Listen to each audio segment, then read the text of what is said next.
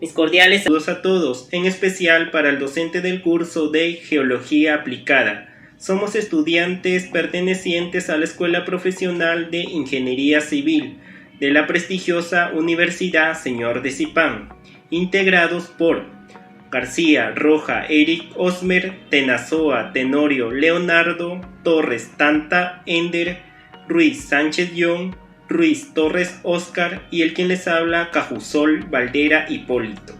El tema que hemos investigado son movimientos sísmicos y fallas geológicas, que a continuación vamos a dar inicio a su exposición. Hola a todos, mi nombre es Hipólito Cajusol Valdera y voy a dar inicio con la introducción. ¿Qué son los movimientos sísmicos?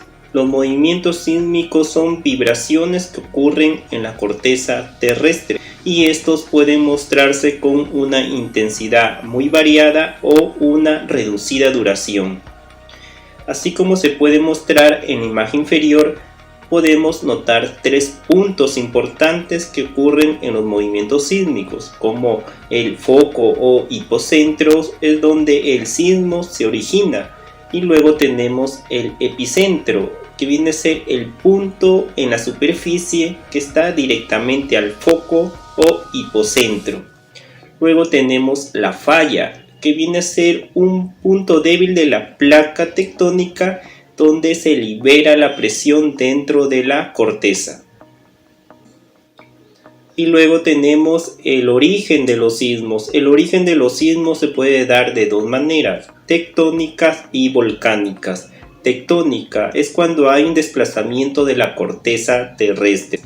Bueno, así como se puede ver en el ejemplo o en la imagen, podemos ver un desplazamiento de dos direcciones, la cual origina una grieta o también llamada falla. Luego tenemos el origen volcánico. Esta es originada por las erupciones volcánicas, así como se puede ver en la imagen inferior. Y luego tenemos sus características y estas pueden ser microsismos o macrosismos. Microsismos porque son débiles, de baja intensidad, no perjudiciales, como por ejemplo los temblores. Así como se muestra en la imagen superior, podemos ver unas ondas sísmicas que no llegan a la superficie terrestre y no pueden perjudicar a los cimientos de una vivienda. Y luego tenemos a los macrosismos. Estos macrosismos pueden ser de muy alta intensidad, muy violentos y muy perjudiciales, como por ejemplo los terremotos, llegando a perjudicar a las viviendas. Así como se puede mostrar en imagen inferior, podemos ver que las ondas llegan a tener un contacto directo con la superficie terrestre e inclusive con los cimientos de una vivienda. Y por último, ¿por qué se producen los movimientos sísmicos? Bueno, los movimientos sísmicos se pueden producir por el desplazamiento de placas, ya sea la placa de Nazca con la placa sudamericana, o por alguna erupción volcánica, así como lo habíamos mencionado anteriormente. Así también como podemos mostrar en la siguiente imagen, un desplazamiento de placas entre la placa sudamericana y la placa de Nazca, las cuales originan una falla o una grieta. A continuación le daré pase a mi siguiente compañero.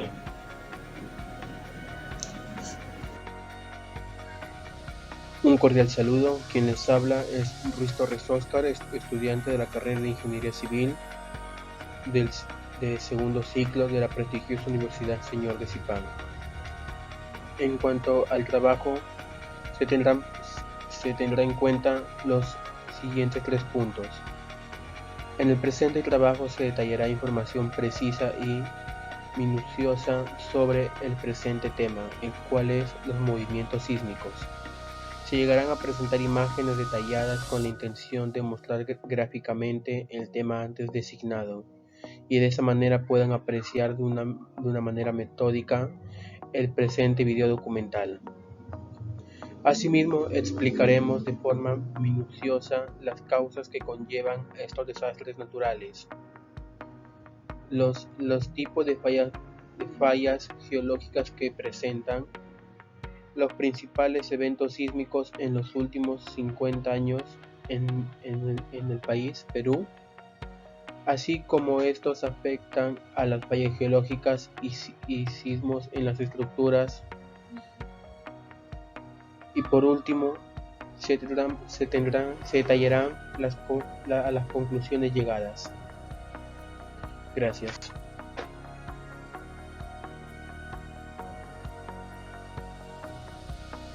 Causas de los terremotos. Tenemos terremotos que están ligados a causas naturales, como son terremotos tectónicos, terremotos volcánicos y terremotos de colpazo.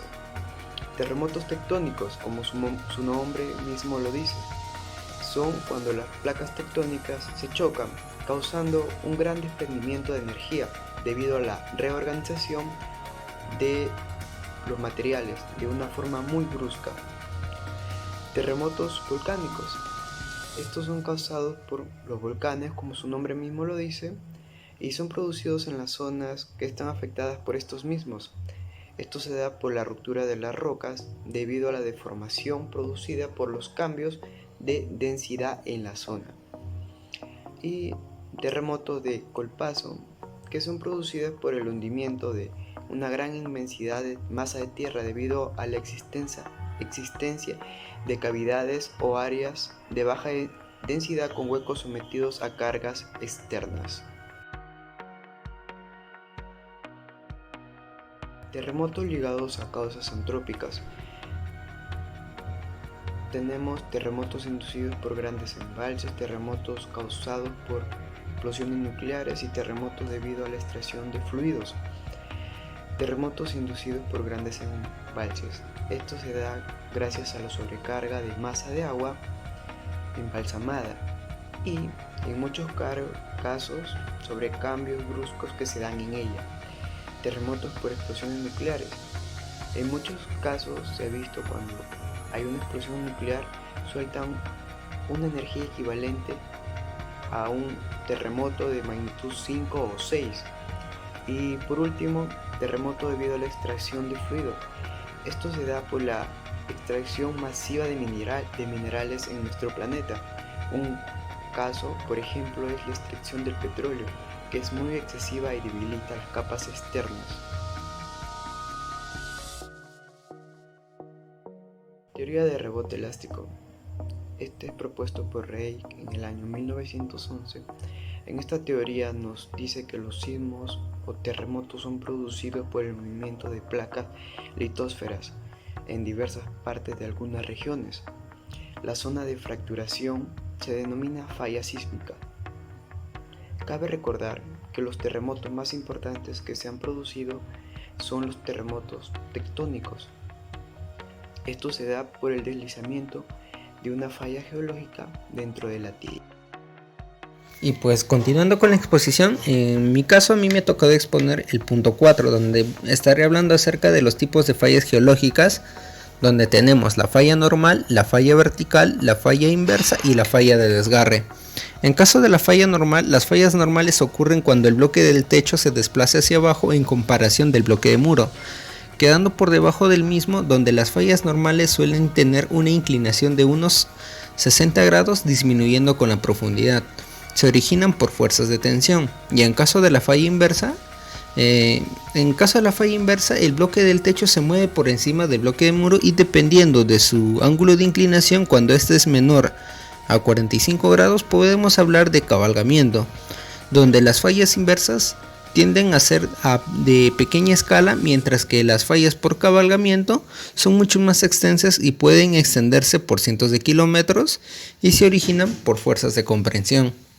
Y en caso de la falla vertical, son aquellas en el que el movimiento relativo de ambas se produce de forma paralela a la inclinación o pendiente de la falla, de forma que se eleve por encima de otra. En líneas generales, las fallas de lo que vienen a ser las fallas de desplazamiento vertical se clasifican en fallas normales y fallas inversas. Y pues bueno, en caso de la falla de desgarre, estas fallas se desarrollan a lo largo de planos verticales y el movimiento de los bloques es en horizontal, son típicas de límites transformantes de placas tectónicas. Se distinguen por dos tipos lo que viene a ser las fallas de desgarre, laterales derechas y laterales izquierdas, y estos se originan por fuerzas de cizalladura. Eso es todo y muchas gracias.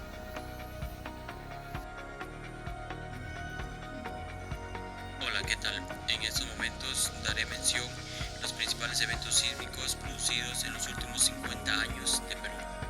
En Ancash, en 1970, el 31 de mayo, se produjo un gran terremoto de magnitud 7,9 en escala de Richter, con una duración de 45 segundos, produciendo así un alud que luego más tarde se transformaría en un aluvión, donde La Libertad y Ancash fueron los departamentos más afectados, donde Ancash se calcula 80.000 personas muertas y 20.000 desaparecidas.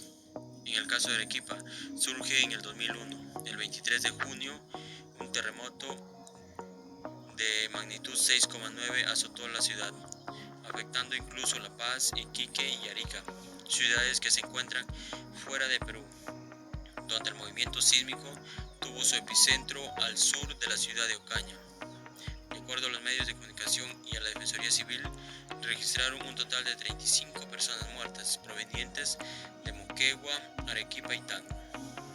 Pisco, en el 2007, el 15 de agosto a las 6:40 pm, surge un terremoto con una magnitud de 7,9 y una duración de casi 60 segundos.